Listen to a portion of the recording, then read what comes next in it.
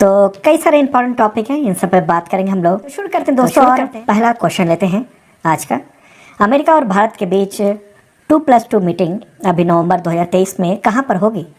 Answer होगा new Delhi में, नई दिल्ली में होनी है। ये कब आयोजित की जा रही है?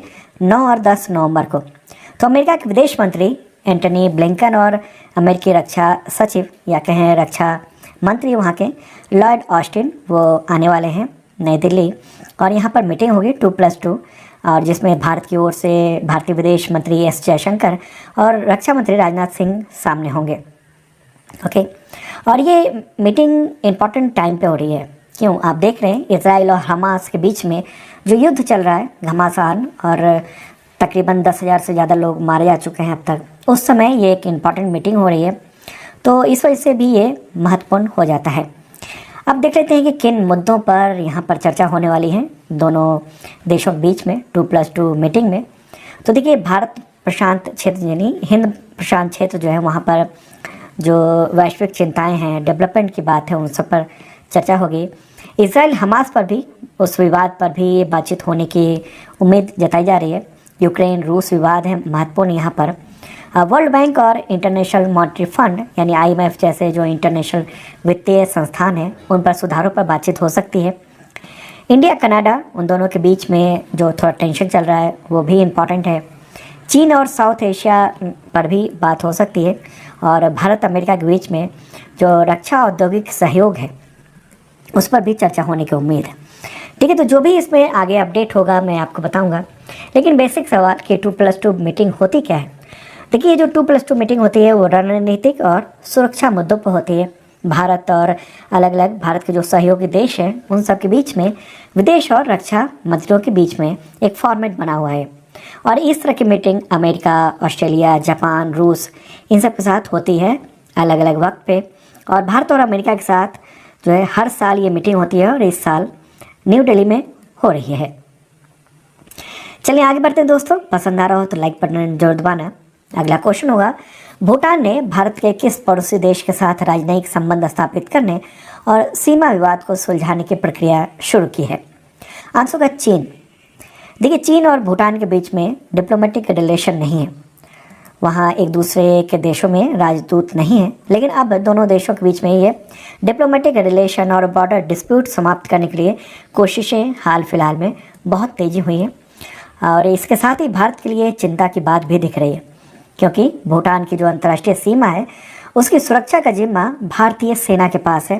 जो डोकलाम विवाद जो हुआ था, डोकलाम का बड़ा हिस्सा भूटान के क्षेत्र में है, और भारत की सेना वहाँ भूटान के क्षेत्र की रक्षा के लिए वहाँ मौजूद थी, और तब टेंशन हुआ था। ठीक है, तो ये जो बातचीत हो रही है इस बीच में भूटान वो चाहता है कि भारत को भी कॉन्फिडेंस में लेकर आगे बढ़ा जाए चीन के साथ, जो भी डिप्लोमेटिक रिलेशन और बॉर्डर डिस्प्यूट है उसको लेकर। तो इस वजह से भूटान के जो राजा हैं उनका नाम है जिग्मे खेसर नामग्याल वांगचुक। तो वो 3 नवंबर को आ चुके हैं भारत की 8 दिवसीय यात्रा पर। तो 3 से 10 नवंबर तक वो भारत के दौरे पर हैं, और इस दौरान भारत भूटान के बीच में जो बायलैटरल रिलेशन है उनको मजबूत करने पर बातचीत की जाएगी। और माना यही जा रहा है कि चीन के साथ जो भूटान के रिलेशन में बदलाव होने वाला है, तो भारत को कॉन्फिडेंस में लेना चाह रहा है, भारत के साथ ये चर्चा करना चाह रहा है। ओके, और चीन और भूटान के बीच में जो बातचीत हुई ना, उसके बारे में कुछ और बता दूं आपको। देखिए, ये 25वें दौर की बात है, और 24 अक्टूबर को बीजिंग में ये मीटिंग हुई। भूटान के जो विदेश मंत्री हैं टांडी दोरजी और चीन के विदेश मंत्री वांग यी, उन दोनों के बीच में ये मीटिंग हुई, और इसमें ये बयान निकल के आया कि जो बॉर्डर डिस्प्यूट है और बॉर्डर का जो सीमांकन है, जो सीमा है उसका सीमांकन, वो उस पर समझौता जल्दी से जल्दी हो, और दोनों देश जो हैं इसको लेकर एक कोऑपरेशन एग्रीमेंट भी साइन कर रहे हैं। और इस एग्रीमेंट में दोनों देशों की सीमा समाधान के लिए 3 स्टेप रोड मैप को आगे बढ़ाने पर बातचीत हो रही है। देखिए, 2021 में भी 3 स्टेप रोड मैप जो है ना भूटान और चाइना के बीच में ये आगे बढ़ाने की बात थी, लेकिन हुआ यह था कि उसके बाद डोकलाम विवाद हो गया था, फिर मामला अटक गया था चीन और भूटान के बीच में। लेकिन अब देखने को मिल रहा है कि दोनों जो हैं वो बातचीत कर रहे हैं और बेहतर संबंध को करने की कोशिश में लगे हुए हैं। तो अभी देख लेते हैं कि चीन और भूटान के बीच में जो मीटिंग हो रही है, बॉर्डर डिस्प्यूट खत्म करने की कोशिश हो रही है, उस पर क्या असर होगा भारत पर और विशेषज्ञ क्या कहते हैं। देखिए, दरअसल चीन के साथ 14 देशों की ज़मीनी सीमाएं लगती हैं, जिनमें से चीन ने 12 देशों के साथ अपने जो बॉर्डर डिस्प्यूट थे उसको ख़त्म कर लिया, सुलझा लिया। लेकिन सिर्फ 2 देश बचे, भारत और भूटान, जिसके साथ चीन का सीमा विवाद अभी भी है। भूटान और चीन के बीच में जो सीमा विवाद है वो 764 स्क्वायर किलोमीटर के बीच में पड़ता है। साल 2020 में चीन ने भूटान की एक वाइल्ड लाइफ सेंचुरी पर भी अपना दावा कर लिया था, जिसको भूटान ने खारिज किया था।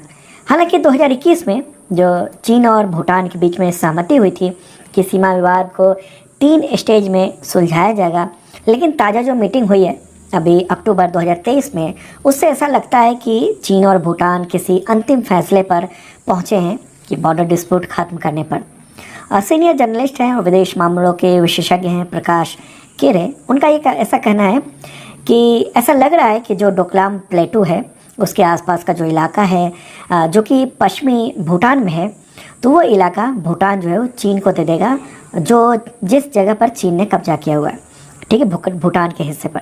ये मैप में यहाँ पर आप ये देख रहे हैं। और उसके बदले चीन जो है वो भूटान के जो उत्तरी मध्य एरिया है वहाँ पर छूट दे सकता है, और ऐसा प्रतीत हो रहा है।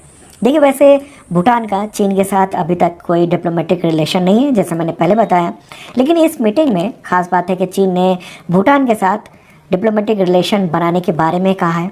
अगर उस हिसाब से देखा जाए तो भूटान को अब अपने पड़ोसी देशों के साथ संबंधों पर दोबारा काम करना होगा। ये बात भारत के लिए डायरेक्टली चिंता की बात तो नहीं है, लेकिन भारत को अब इस पर ध्यान देना होगा। लेकिन अगर डोकलाम में चीन को जगह मिलती है तो ये बात भारत के लिए चिंता का विषय है। क्यों? क्योंकि फिर से चीन हमारे सिलीगुड़ी कॉरिडोर पर आकर तैनात हो जाएगा। ये वाला जो हिस्सा देख रहे हैं आप, उस जगह पर, जिससे काफ़ी दिक्कतें भी होंगी। वैसे भारत और भूटान ने साल 1949 में यानी 1949 में एक मित्रता संधि की थी दोनों देशों ने, जिसमें ये बात थी कि भूटान जो भी एक्सटर्नल रिलेशन पर यानी विदेश मामलों पर फैसला लेगा वो भारत के साथ बातचीत करके लेगा। लेकिन 2007-8 की बात है, उस प्रावधान को हटा दिया गया था। लेकिन अभी इस संधि में एक प्रावधान तो है, यानी भारत और भूटान के बीच में, कि दोनों देश आपस में अपने राष्ट्र की सुरक्षा के लिए एक समझौता करेंगे। तो भारत को ये उम्मीद है अभी भी कि भूटान जो है ना डोकलाम मतलब चीन से जो डोकलाम वाला विवाद वाला मुद्दा है उस पर जो भी बात करेगा तो उससे पहले एक बार कंसल्ट जरूर करेगा भारत से। और यही वजह माना जा रहा है कि भूटान के जो नरेश हैं, भूटान के राजा हैं, वो भारत की यात्रा पर पहुँचे हैं।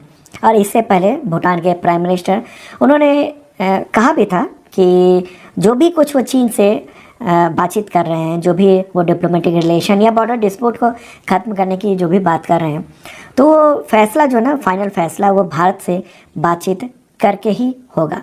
तो एक इम्पॉर्टेंट टॉपिक था जो मुझे लगता है आपने समझा। आगे जो भी अपडेट होता है उसके बारे में मैं अगले वीडियो में बताऊँगा। ठीक है, चले आगे बढ़ते हैं दोस्तों। और जो भी मैं बोल रहा हूँ उसका PDF अवेलेबल है हिंदी और इंग्लिश दोनों लैंग्वेज में, तो आप डाउनलोड कर सकते हैं। इस वीडियो के डिस्क्रिप्शन में इसका लिंक दिया हुआ है। और हाँ, अगर आप तमाम एग्जामिनेशन की तैयारी करते हैं, अगला क्वेश्चन होगा मराठा आरक्षण की मांग को लेकर राज्यव्यापी आंदोलन कहाँ पर हुआ है, किस राज्य में? तो सिंपल आंसर है इसका महाराष्ट्र।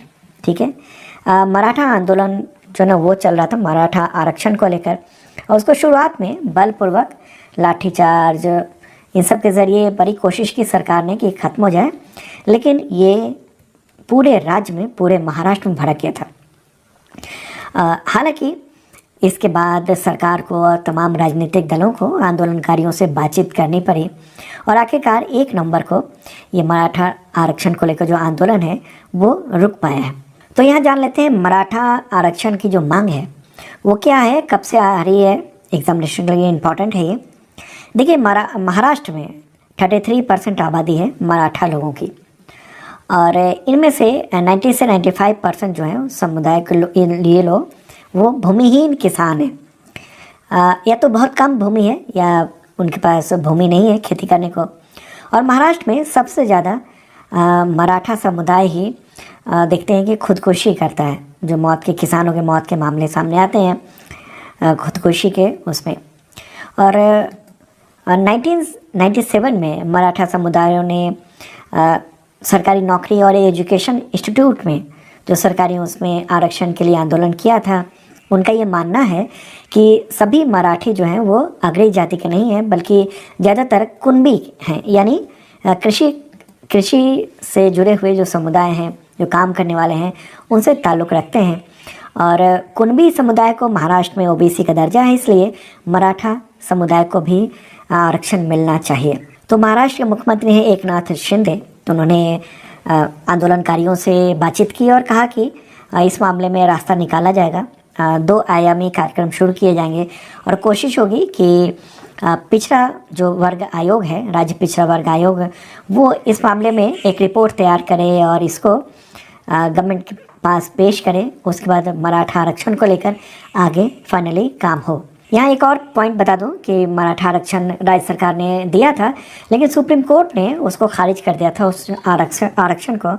लेकिन अब ये बात हो रही है कि जिन मुद्दों की वजह से ये आरक्षण को खारिज किया गया था, तो उसको यहाँ उसकी कमी को दूर की जाए और इसी वजह से राज्य पिछड़ा वर्ग आयोग से रिपोर्ट मांगी गई है। चलिए आगे बढ़ते हैं, अगला क्वेश्चन लेते हैं। भारत ने एयरक्राफ्ट कैरियर विक्रांत पर तैनाती के लिए किस देश से 26 राफेल समुद्री जेट यानी राफेल एम खरीद की प्रक्रिया शुरू की है? आंसर का फ्रांस। द हिंदू का ऐसा कहना है कि भारत ने 28 अक्टूबर के आसपास फ्रांस से ये 26 राफेल समुद्री जेट खरीदने के लिए इंफॉर्मेशन जो है ना फ्रांस गवर्नमेंट को भेज दिया है और एक लेटर ऑफ रिक्वेस्ट भेजा गया है। उसमें कहा गया कि हम 26 राफेल मरीन जेट्स जो है वो खरीदना चाह रहे हैं और ख़रीदने जा रहे हैं फ्रांस की दसॉल्ट एविएशन कंपनी से। और ये जो खरीद होने वाली है वो गवर्नमेंट टू गवर्नमेंट होगी।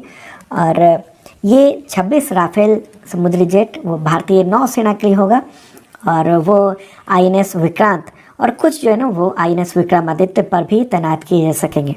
सवाल है कि कब तक मिलेंगे ये 26 राफेल मरीन जेट्स? तो इस मामले में रक्षा मंत्रालय की बातचीत होनी है फ्रांसीसी पक्ष से और अभी रेट्स के भी निर्धारण होंगे और उसमें जो भी इक्विपमेंट्स लगने हैं इंपॉर्टेंट, उन सब के बारे में भी बातचीत होगी और फिर ये तय होगा। सवाल है क्या खासियत होगी राफेल समुद्री जेट में, राफेल एम में? देखिए ये एडवांस ट्विन इंजन है, इसमें एयर टू एयर मिसाइल दागने में सक्षम होगा, हवा में लंबी दूरी तक मार करने वाली जो खतरनाक मिसाइलें हैं और अधिक पेलोड ले जाने में ये सक्षम होंगी। आगे बढ़ते हैं, अगला क्वेश्चन। कर्नाटक राज्योत्सव या कन्नड़ राज्योत्सव कब मनाया जाता है? आंसर होगा 1 नवंबर को। क्यों 1 नवंबर को? क्योंकि 1 नवंबर 1956 को ही कर्नाटक राज्य बनाया गया था, दक्षिण भारत के जो कन्नड़ भाषी जो क्षेत्र थे उन सबको मिलाकर। ओके, तो कर्नाटक के अभी मुख्यमंत्री कौन है? सिद्धारमैया, राजधानी है बेंगलुरु। अगला क्वेश्चन लेते हैं। पारुमला पेरुनल उत्सव किस राज्य में मनाया जाता है? आंसर होगा केरल। अभी आयोजित किया जा रहा है वहाँ पर, एक महत्वपूर्ण त्योहारों में से वो एक है और 1 सप्ताह तक ये धार्मिक कार्यक्रम चलता है। केरल की बात कर रहे हैं, मुख्यमंत्री P विजयन, राजधानी है तिरुवनंतपुरम। अगला question. Prime minister Narendra Modi ने युवाओं से संबंधित किस स्वायत्त निकाय यानी ऑटोनोमस बॉडी को लॉन्च किया है? आंसर होगा मेरा युवा भारत, शॉर्ट में कहेंगे इसे माई भारत। तो प्राइम मिनिस्टर नरेंद्र मोदी ने राष्ट्रीय एकता दिवस यानी 31 अक्टूबर को इसे लॉन्च किया, मेरा युवा भारत यानी माई भारत को। ये स्वायत्त निकाय होगा यानी ऑटोनोमस बॉडी और इसके जरिए युवाओं में नेतृत्व क्षमता को विकसित करने, इसके डेवलपमेंट करने, इन सब पर फोकस दिया जाएगा। इसके अलावा मुख्य रूप से इन सब चीज़ों पर ध्यान दिया जाएगा। अगला क्वेश्चन लेते हैं। किस स्टेडियम में क्रिकेटर सचिन तेंदुलकर की प्रतिमा का अनावरण किया गया या प्रतिमा स्थापित हुई है नवंबर 2023 में? आंसर होगा वानखेड़े स्टेडियम मुंबई में और इसे मुंबई क्रिकेट एसोसिएशन ने बनवाया है और वहाँ लगवाया है। और किसने इस प्रतिमा का निर्माण किया है, तैयार किया है? तो प्रमोद काम्बले ने। तो एक भव्य समारोह के दौरान ये प्रतिमा का अनावरण किया गया और इस दौरान महाराष्ट्र के मुख्यमंत्री एकनाथ शिंदे वगैरह और भी कई लोग वहाँ मौजूद थे। ठीक है, सचिन तेंदुलकर, उनके बारे में तो कुछ कहना कम ही है। सर्वोच्च नागरिक सम्मान यानी भारत रत्न से भी सम्मानित किया जा चुका है। भारत रत्न पाने वाले वो सबसे कम उम्र के व्यक्ति हैं। 2008 में उनको पद्म विभूषण से भी सम्मानित किया गया था। कब संन्यास लिया था उन्होंने? 2013 में, वानखेड़े स्टेडियम में ही। आगे बढ़ते हैं, अगला क्वेश्चन। वनडे वर्ल्ड कप में भारत के लिए सबसे ज़्यादा विकेट लेने वाले गेंदबाज कौन बने हैं? आंसर का मोहम्मद शमी। ये कारनामा उन्होंने 2 नवंबर को श्रीलंका के खिलाफ दिखाया। 5 ओवर में 18 रन देकर 5 विकेट लिए उन्होंने, और इसी के साथ वर्ल्ड कप इतिहास में सबसे ज़्यादा 45 विकेट लेने वाले वो गेंदबाज बन गए हैं। इससे पहले ये रिकॉर्ड जहीर खान और अनिल कुंबले के पास था, लेकिन उसका भी रिकॉर्ड तोड़ दिया इन्होंने, मोहम्मद शमी ने। आगे बढ़ते हैं, अगला क्वेश्चन। किस राज्य के 22 जिलों में आर्ट गैलरी स्थापित की जाएंगी? ये फैसला हुआ आंसर होगा पश्चिम बंगाल। पश्चिम बंगाल और सूचना संस्कृति मामलों के वहाँ के मंत्री हैं, पर्यटन मंत्री भी, इंद्रनील सेन, तो उन्होंने घोषणा की है। राज्य में जो चल रहा है वहाँ पर चारुकला उत्सव समारोह, उसी दौरान इसका ऐलान किया है। और इसमें क्या है कि अगले 6 महीने में 22 जिलों में एक आर्ट गैलरी बनाई जाएगी, और जो प्रतिभाशाली युवा हैं, कलाकार हैं, वहाँ पर अपने काम का प्रदर्शन कर सकेंगे। इससे स्थानीय कला और संस्कृति का विकास होगा, उसको बढ़ावा मिलेगा। तो पश्चिम बंगाल, वहाँ की मुख्यमंत्री हैं ममता बनर्जी, गवर्नर हैं CV आनंद बोस।